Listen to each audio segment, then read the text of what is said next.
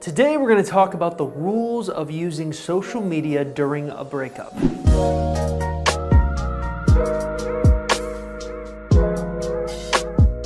Basically, we're going to cover what you should be posting, what you should not be posting, or even if you should be posting. But before we start talking about the social media rules, the first thing I need you to understand if you're considering getting back with your ex-boyfriend is to hop over to my new website, www.exboyfriend.com, and take my Ex Recovery Chances quiz. It's a simple 2-minute quiz designed to answer one singular question. Do you have a chance of getting back with your ex in your specific circumstance? So if you're interested in taking that quiz, all you have to do is simply look below in the description link below this YouTube video and click on it. That will take you right to the quiz where you can get started and get an idea of if you have a chance. All right, now that that's out of the way, let's get started and talk about the rules of social media. Now, most of my peers like to make the rules of social media very complicated. They say you have a set of rules you need to use for Snapchat, a set of rules you need to use for Facebook, a set of rules you need to use for Instagram. Here's what I think. I think there's only 4 singular rules that you need to use for all of social media. Rule number 1, do not unfriend or block your ex on any of your social media accounts. I am a big believer in keeping my clients active during a breakup. The tendency for most people when they've been broken up with is to sit in a corner and cry and be extremely depressed, or if you're anything like me, eat lots and lots of ice cream. But what you should instead be doing is being extremely active, getting out there and doing things that you wouldn't have done before. Now, I'm going to be talking about that being active concept in another one of the rules. The thing you need to understand is that our research shows that mostly 90% of exes will Facebook stalk your Facebook profile, for example. So there's a highly likely probability that your ex is going to, at some point after the breakup, check on your social media profiles, whether it's Instagram, Facebook, Snapchat, or any other ways that you use to communicate. There's a high chance that your ex will be spying on those, and you need to make sure that the narrative you're creating is a positive, active one.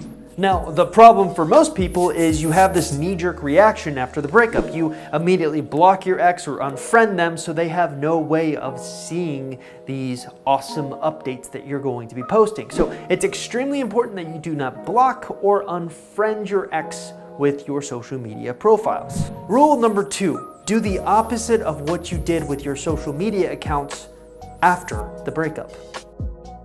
Here's a perfect example. Let's say you're not really into social media that much. You don't post a lot on Facebook, you don't post a lot of Twitter, you don't really post a lot on Instagram or any of the other big social media accounts.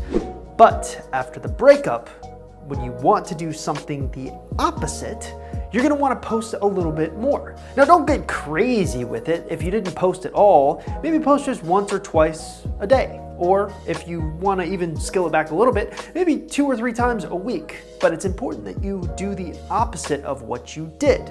Now, why? Well, the reason for why is that you want to show your ex that you've changed in a subtle way. Now, I'm not talking about personality changes. I'm talking about something a lot more subtle. For example, if your ex is under the assumption that you're boring, that's one of the main reasons that he broke up with you. You want to do the opposite of what he's expecting, and that means posting things on social media that are exciting. Now, I'm not talking about it in distilled terms where you're looking at just how many times you've posted on social media. I'm also talking about the things that you need to post. The narrative that almost every single man who goes through a breakup is having about the person that they broke up with is that they're sad and depressed. You need to find ways to combat that narrative. And the best way to combat that narrative in a subtle way is to use social media to tell the narrative that you want told. If he thinks that you're depressed and sad, post things that say the exact opposite of that. Go out with friends, have fun, go swimming if it's summer, go snowboarding if it's the winter. Do exciting things to dispel the narrative that he's creating for himself. Rule number 3, utilize the Holy Trinity. Now, what is the Holy Trinity? Well, quite simply, it's health, wealth, and relationships. Now, what do we do with this? Well, you remember that narrative that your ex is creating about you, right? your holy trinity, the health, wealth, and relationships aspect of your lives are the things that you should be posting about. Think of it this way. You have 3 big pillars of your life. Now, you can argue that there's more than 3, but let's just keep it simple.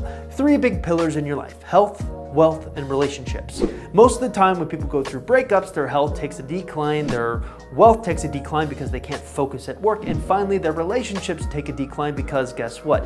Your ex-boyfriend just blew up the relationships portion of your holy trinity. Now, social media is a way that you can rehab that image. You can find ways to show that you're being healthy, working out, going out and doing something fun mentally, because then again, mental health is also an aspect of that health part.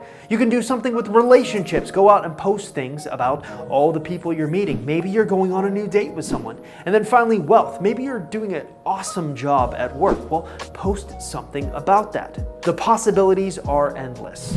Rule number 4, avoid posting things that make you seem sad. We all know that person who takes breakups extremely hard and starts posting all of their memes and videos and sharing their feelings on their Facebook posts or profiles, for example. You know, the whole posting a YouTube song and saying, "This is how I feel." That is never a good look. Remember, your social media accounts are essentially your way of rehabbing the image that your ex thinks about you.